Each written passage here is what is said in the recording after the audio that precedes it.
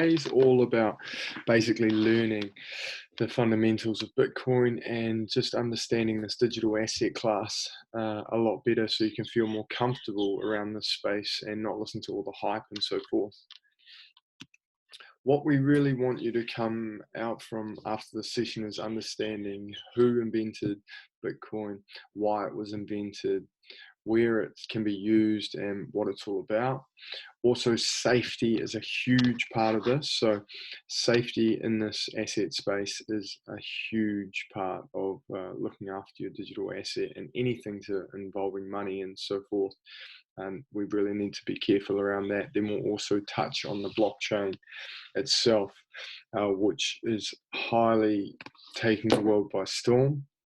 A lot of new companies such as Microsoft and IBM are already using the blockchain, so we'll learn a little bit about that. And I highly recommend taking notes, just so that you sort of absorb the information a lot easier. So who I am, I'm Guy Sinclair.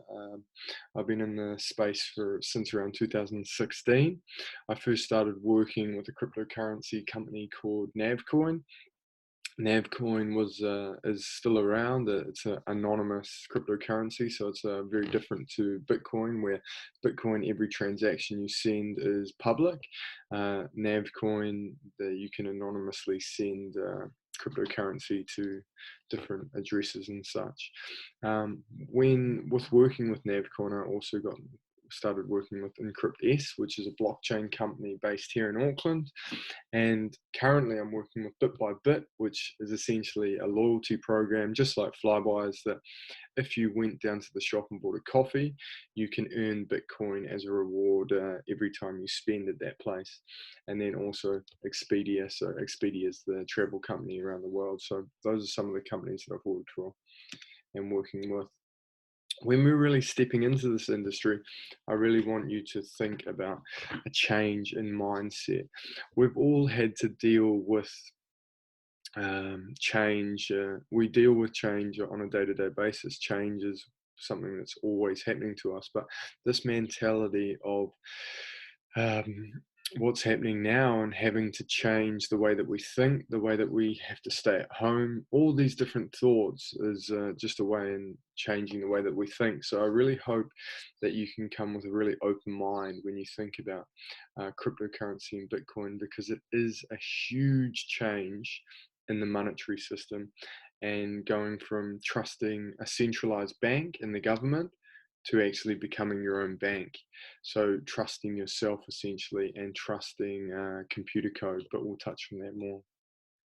So the best performing asset ever, right? Bitcoin, if you invested 100 Australian dollars into Bitcoin in January 1st, 2010, in January 2020, it would almost be 9 million. Now that's pretty crazy. 100 Australian dollars almost turning into 9 million over that short 10-year period. That's a very short amount of time when we're looking at investing. All right, so it's huge. This is why there was all the hype around the industry around that time. You can see on the chart, but I really want to make it clear that this asset, Bitcoin, is still alive and still going strong, because ever since the big boom in 2018, when everyone was talking about it, sure, it had a big drop, but it's definitely on its way back up, because the fundamentals of this asset and becoming your own bank and not needing governments is a huge part of the underlying technology and the value of this digital asset. So if we look at Bitcoin itself, Bitcoin was the first ever blockchain. Bitcoin invented the blockchain. So before the blockchain, we didn't have Bitcoin. Before Bitcoin, we didn't have the blockchain. We will touch on what the blockchain is a little bit more at the end, but it's a huge technology which is taking the world by storm. There is only ever going to be 21 million Bitcoin ever. Now, this is a huge change in what we're seeing right now with the financial territory at the moment where we hear a lot about the US government and bailouts and printing money and giving money. So this is inflation. They can just print more and more money out. With Bitcoin, there's a capped amount of 21 million ever to be produced. And of those 21 million, it's roughly said that over 20% of those 21 million, or that will be produced, have already been lost from mismanaging this fund. Because you need to understand that you are becoming your own bank when you're dealing with this type of asset. You're owning data, right? So big, important part that there's only 21 million of them ever to be produced. Bitcoin was started by Satoshi Nakamoto.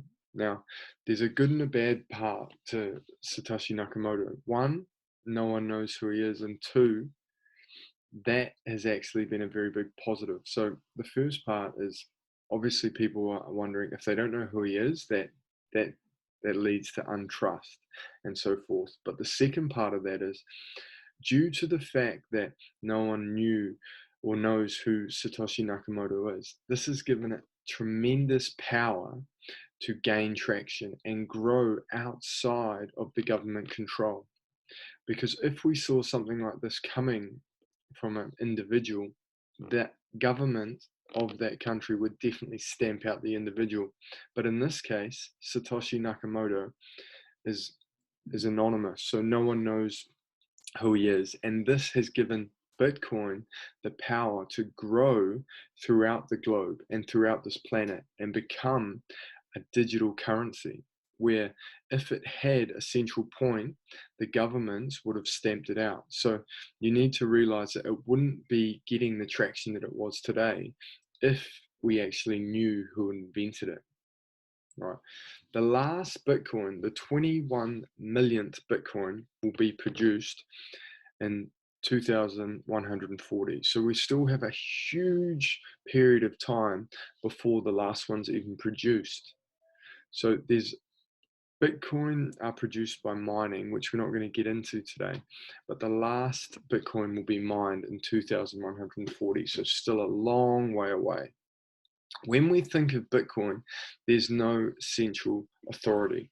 So if you think of the New Zealand dollar, that is controlled and printed and dictated by the New Zealand government.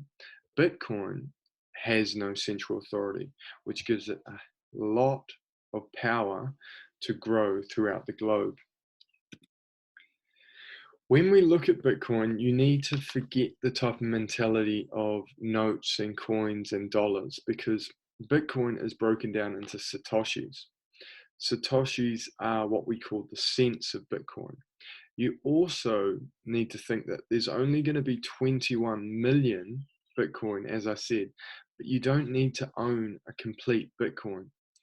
You can just own Satoshis, which are the cents. So on the slide now, you can see some examples of how you break down the Satoshis into relevant New Zealand dollars. So when thinking about Bitcoin, do not think of notes and dollars. Think about owning data, which is going to be extremely valuable in the future if the past repeats itself. Right. Now looking at the blockchain. So the blockchain equals the future. It's essentially the Web 3.0. Before the blockchain, we did not have a type of algorithm that brought trust online. This trust was not possible before the blockchain. Before the blockchain, in business, we were using people to trust. So businesses dealt with people, people dealt with people, and that is how business grew. Now we're in this phase of evolving to a new blockchain future and digital future where trust is built within the algorithm and the code of the blockchain system, or the code that's been written. When we look at Bitcoin itself, nothing has ever fundamentally gone wrong with the Bitcoin code. from when it first started in 2008 up until now, nothing has ever gone wrong with the blockchain. We always knew that there was going to be 21 million Bitcoin from the start, and we know where every single Bitcoin lives on the blockchain because it's a public transaction, right? But we hear a lot of negative and positive information around Bitcoin and such. This is usually when third parties are involved and they're not using the absolute fundamentals of the blockchain or Bitcoin. So for example, we'll touch on this a little bit later, but you need to realize that the actual code of Bitcoin and the blockchain has never gone wrong in its whole life. It's always, the blockchain has not been hacked, and it is revolutionary to now realize that we have a type of computer program, a code that can bring trust without humans' intervention. When we look at the blockchain, for example, if person A wants to send some Bitcoin to person B, what they do is use their wallet to send it to person B. Then this sends the transaction out to the network, the blockchain. These are called nodes. What these nodes do then are all speak to each other without any human interaction or through the code. Then if they agree, they verify the block and lock it away.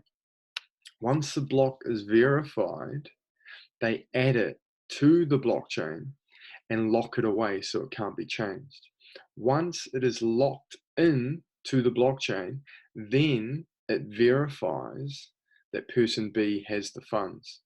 So before the blockchain and before Bitcoin, this was not possible to do without third parties involved, without other banks or other groups involved. So now we can actually rely on a computer system to do that. And as I said before, it has never been hacked or has gone wrong in its lifetime. So this is really revolutionary. But with this, obviously, comes risk. As I touched on before, roughly over 20% of all Bitcoin are already lost due to mismanaging of funds.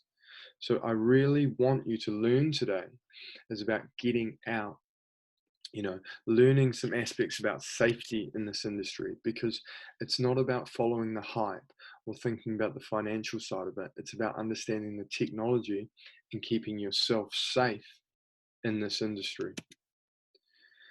So as I said at the start, we really need to change our mentality. And by changing our mentality to become our own banks can sometimes be difficult, because at the moment we're so used and so tamed into thinking that the banks should hold our money. But when we look at Bitcoin, we own it, and it's not controlled by government, and it doesn't have any borders, right? It is the currency of the people all over the world. So we're going to touch on sending, spending, and storage, right? And this is how to stay safe in this industry. So, spending. When spending Bitcoin, you need to realize that transactions cannot be undone. As we touched on before, and we looked at the essential blockchain and how it works, you cannot get these transactions back. So with that comes responsibility. Unlike the normal system, if my credit card gets taken and then someone goes off and spends money with that, I can then ring the bank and tell them that my card was missing, this money was not spent by me, and they give me the money back. But in cryptocurrency and Bitcoin, you cannot do that. Once the transaction is spent and sent, there is no undoing it if it is verified by the blockchain. So this is a huge change in mentality. Sending is just as important. If I wanted to send $100 of Bitcoin to someone, I would not send the $100 straight away, because we've just learned when spending, if I've sent it to the wrong address, it's never coming back. And as we learned from before, 20% of all Bitcoins have already been mismanaged and missing. This is from factors such as spending and sending. So whenever you're sending cryptocurrency and Bitcoin in particular, always send a test transaction to make sure that your funds are verified and land in the correct destination before you send the full amount. So for example, if I was sending $100 to a friend, let's say Joel, I would send him 50 cents first. He would then receive that, confirm, tell me, then I would send the rest of the money. So this is a huge part of staying safe in there. All right. Storage, one of the most important parts of cryptocurrency. Holding on to your Bitcoin, holding on to your digital asset, right? Holding your cryptocurrency on an exchange is not good because you do not own your Bitcoin. It's just like holding all your money in the bank. The bank has laws in this country and Australia that they can, if they need to, use your money to help them, right? They're a central party. So when we're thinking about Bitcoin, there's a place where exchanges are very helpful, possibly buying or transferring Bitcoin into different digital assets. But we do not want to keep our digital assets, such as Bitcoin, on an exchange because we don't essentially own it. The centralized party that we're using, the exchange, does. And when we're talking about Bitcoin, we're becoming our own bank.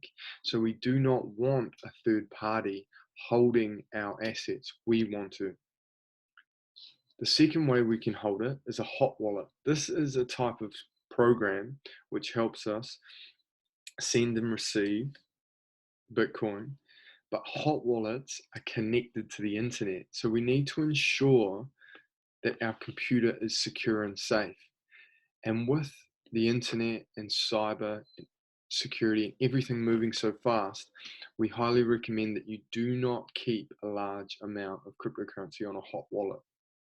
The best place to keep cryptocurrency or Bitcoin is on a cold storage wallet because that keeps your private key offline, which ensures that you are the safest you can be because it's not connected to the internet. You're keeping your assets offline and they cannot be taken, right? There's many different types of hardware that use cold store wallets, which we can help you to understand which one to use and how to use. But cold storage wallets are the safest way to store Bitcoin because it keeps it offline and it means you really own yours and it's yours and yours only, and it's not connected to the digital world. So just to sum up, Bitcoin is becoming a great store of value. But as I said at the start, we need to think about change. Change is a huge part. I see the world becoming more and more digital. And when I think of Bitcoin, I think that Bitcoin is a type of data that I own, right? And this is fast becoming a storage of value. Bitcoin has been compared with gold, and I do honestly believe it is digital gold. It's also becoming an investment, right? People have seen, as we saw before, that if you put 100 Australian dollars in a minimum of 10 years, it would have gone to 9 million, roughly 9 million. That is a huge increase. So investment is one part of Bitcoin. A huge part of Bitcoin is decentralization. Bitcoin is not controlled by governments or people. It is controlled and governed by the algorithm and the code that it's written by. In 2008, when Satoshi Nakamoto put the white paper out to the internet, the rules of Bitcoin and the blockchain were already written. Things have not changed. They have evolved in different currencies, but with Bitcoin itself, We are still true to the white paper of Satoshi Nakamoto. Innovation. Before Bitcoin, we did not have trust on the untrustworthy internet. It has innovated the blockchain. It has digitalized cash. Now we can send money anywhere in the world almost instantly. You can send $1 billion for roughly 79 US cents. Before Bitcoin, this was not possible because we had to use third parties such as banks, and everyone would be clipping the ticket in between. So this is a huge change and huge step in the right direction for the human race. Free market. Bitcoin's not dictated by governments or laws or races or religion. It's a completely free market, and it's digital. Deflation. We touched on there's only ever going to be 21 million Bitcoin ever to exist. So unlike the normal US dollar or New Zealand dollar, governments cannot print more and more money. They can. Bitcoin, you cannot print more. There is only going to be 21 million of them ever, which is a huge benefit, which we call deflation. Wealth. We've seen the past of what's happened. This could happen in the next 10 years. So I really believe that it's a great place to be. Right, in True Wealth Creation Factory, we have an ebook to give you.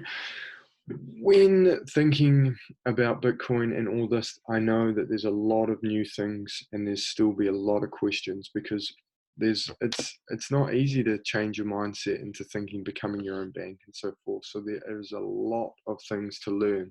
So what we're going to do is we're going to send you an ebook, which hopefully breaks down 5 of the main steps that you should be thinking about before you even need to think about spending any of your money to buy Bitcoin or getting any digital assets. So it's a safety check and it's our gift to you. Right. We also have a Bitcoin investing masterclass, which we'd love to get anyone involved in who would like, which involves coaching, ebooks. We basically hold your hand and walk you through the steps that you need to ensure that you're moving into this industry and becoming your own bank in the safest, most educated way possible, so that you're using things like cold storage wallets. You're ensuring that your private key is safe. You're getting into the mentality of always sending test transactions. So follow the link and get in touch. Thank you for your time.